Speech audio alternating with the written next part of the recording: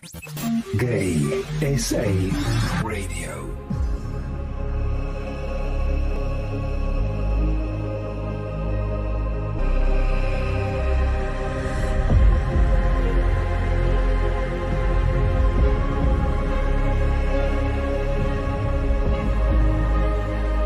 Gay SA Radio, where you are family.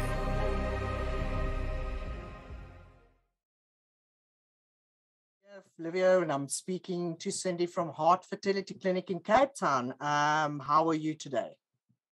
I'm well, thanks. Thank you, Livio, and thanks for having me. Right, so we're just going to do some discussions and just more about the company and what, we'll do little sections just to understand for us LGBT people, how is it to become to start a family and so forth. So do me a favor, please just tell us more about the Hart Fertility Clinic and when did it start? Okay, so Hart Fertility Clinic is a niche holistic clinic, and we're based in the heart of Cape Town. And Hart Fertility was founded in 2014. Oh, wow. You say that the clinic is holistic. What does that mean? Does it mean candles and incense, or how? Just explain it to me. Yes, so many people might think that.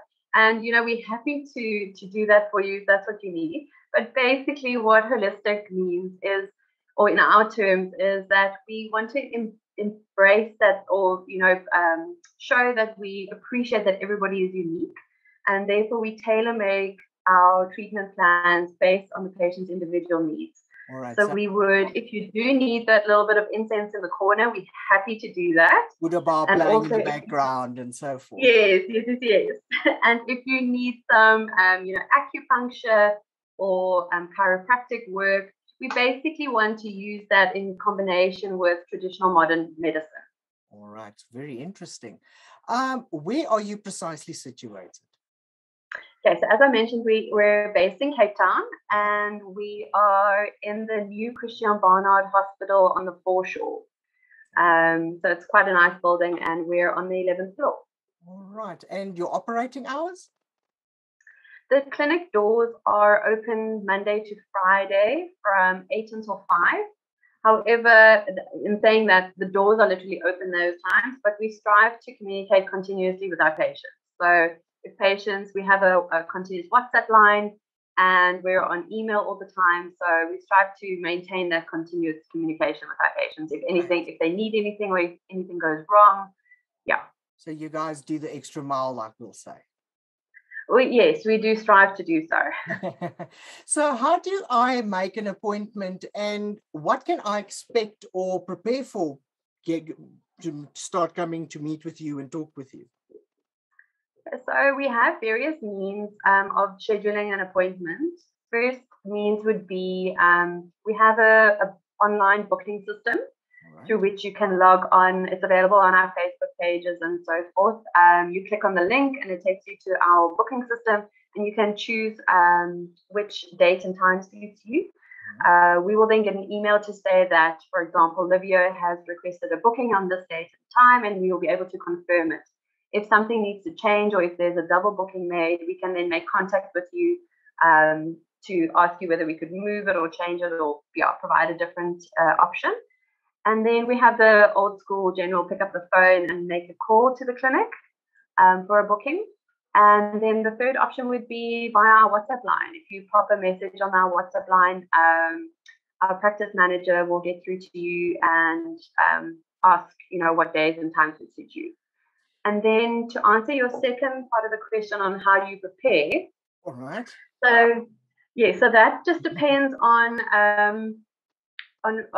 factors in terms of if we're specifically looking at the LGBT community. If you're a same-sex female couple or a single female, you will be needing an ultrasound. All right. So then, just in terms of preparations for psyching yourself up and making yourself aware that that's going to happen. But for, say, for example, a single male, same-sex male couple, no ultrasound will be done. So it will just be a basic consultation with the doctor. That makes logical sense, I think. Okay, in these consultations, is there a different way that you guys speak to or discuss between LGBT couples and regular heterosexual couples? Yes. So, like I said, in terms of when making a booking and you fall into the LGBT community, we the bookings in terms of making the booking, that is generally the same. And then in the consultation, various treatment options are discussed. So with a heterosexual couple, it's obviously we're going to be using their egg, their sperm, and we're going to be doing the process, kind of conventionally. But if we have a same-sex female couple, you'd obviously be needing a sperm donor. So that's an additional conversation that will happen. For a same-sex male, we'll be discussing they would be needing an egg donor.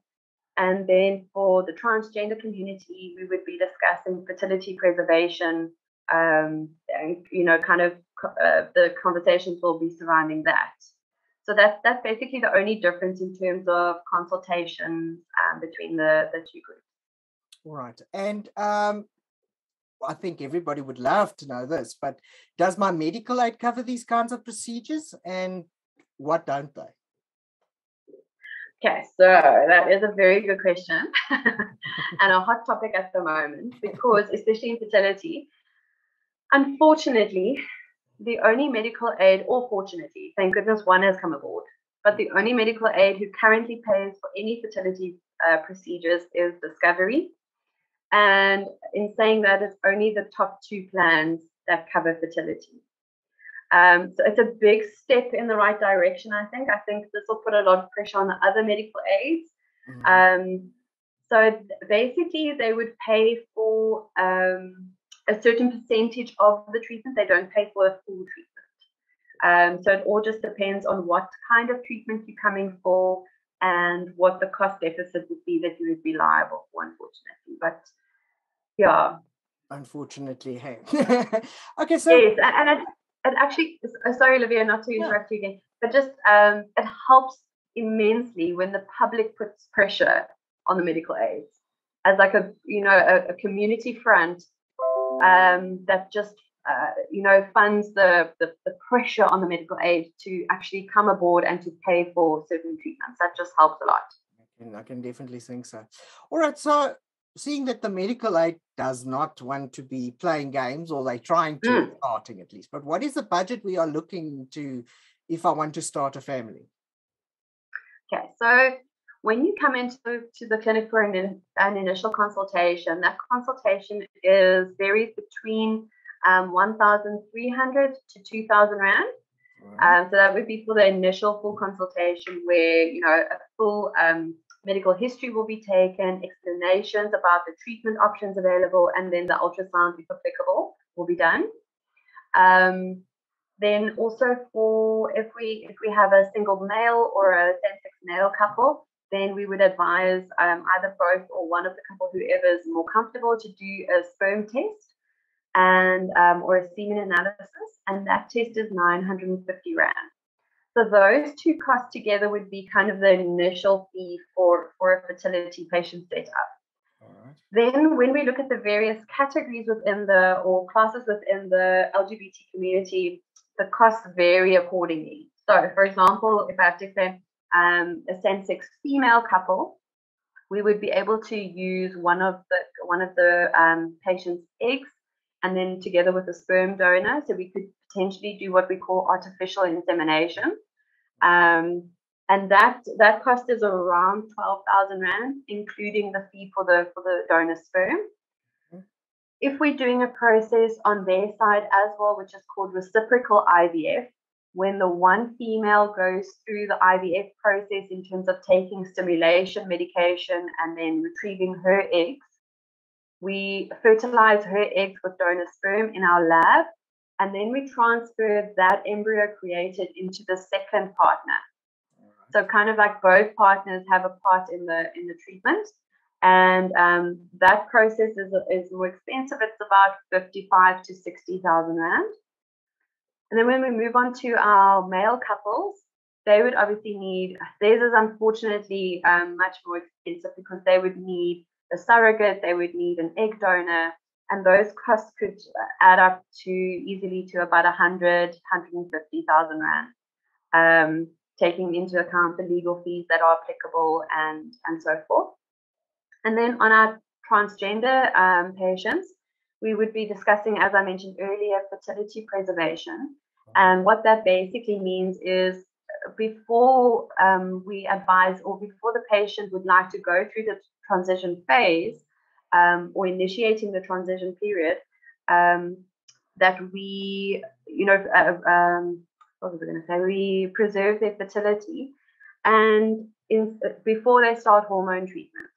So for males transitioning to female, we would then ask them to do a sperm banking, and that so we would store their sperm for later use if they wish to, and that costs us about 6,000 rand just for the actual analysis of the sperm, the freezing of the sperm, and the storage of the sperm.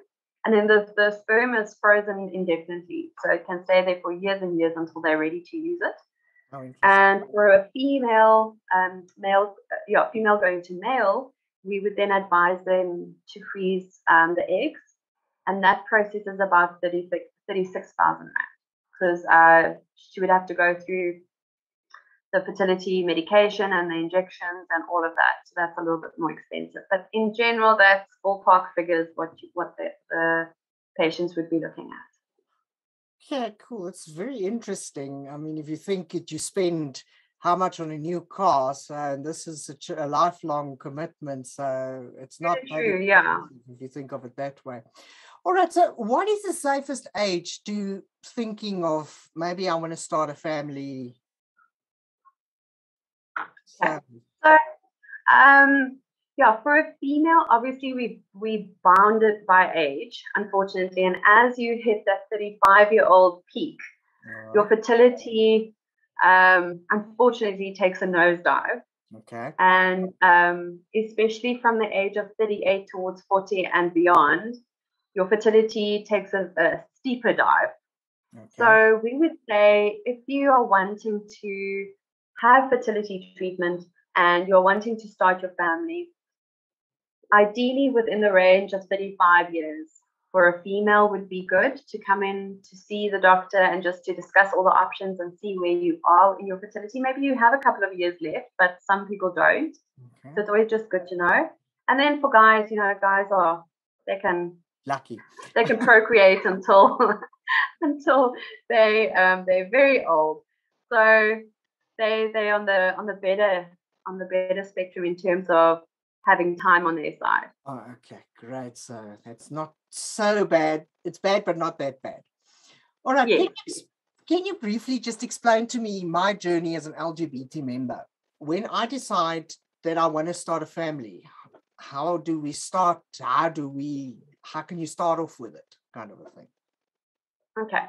So some of the things I've mentioned before, but basically what we would say is if we think of steps, I would say step one, let's come into the clinic, make an appointment with a doctor, and do all the provisional tests that need to get done. Whether it's a semen analysis or an ultrasound that needs to get done, that's the baseline that needs to get done. Then from there on, the doctor will advise you which is the best treatment option based on what he's found during this consultation and what your history says.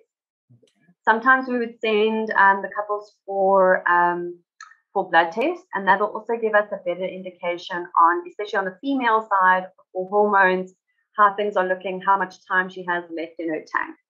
And then once a treatment option has been decided upon, we would then, that's basically when I step into the process, and as the registered nurse at the clinic, I assist with the planning of the treatment. So I would sit down with a couple, explain in brief how the cycle would work, how the treatment would work, and what the various steps are inside those treatment options. And then we would work with dates. Obviously, people are a little bit more flexible in terms of our local patients working from home and things like that. But if things go back to normal and everybody has a 5-day working week at the office, then people need to take into account whether they want to take leave for a time or whether they're happy to come for their consults in their lunch hour and things like that. So we speak about all the options and all the ways that we can go about getting the cycle done without disrupting their normal life as much as possible. Yeah. All right. So what can we teach our LGBT youth of today that's always dreamed of having, a life partner, starting a family, the white picket fence kind of? Yes. I think the biggest thing that we could do as, both the LGBT community and the fertility clinics, what needs to happen is creating awareness. The youth need to know that various treatment options are available, that they're not restricted, that there are empowering decisions that can be made to make informed decisions going forward. The information that's out there is not enough, and there's not enough awareness about the various treatment options available to the LGBT community, which we feel is sad, especially on the transgender patients. There's often not a lot of speak about preserving their fertility, and that we want to ultimately create more awareness in saying that there's no discrimination about race, color, sex, gender, and that the options are open to everyone. But that it's just that the youth will be able to make empowered decisions at the end of the day through this awareness. How do we deal with a couple, like say now an LGBT couple or friends of mine that I know that are planning to have a family? How do we show support and help them as friends or family where we can? Yeah, that's a very good question, and it's often the trickiest one to navigate, especially if it's a close friend or family member. We feel that when the patients undergo this treatment, it's number one, it's a roller coaster ride.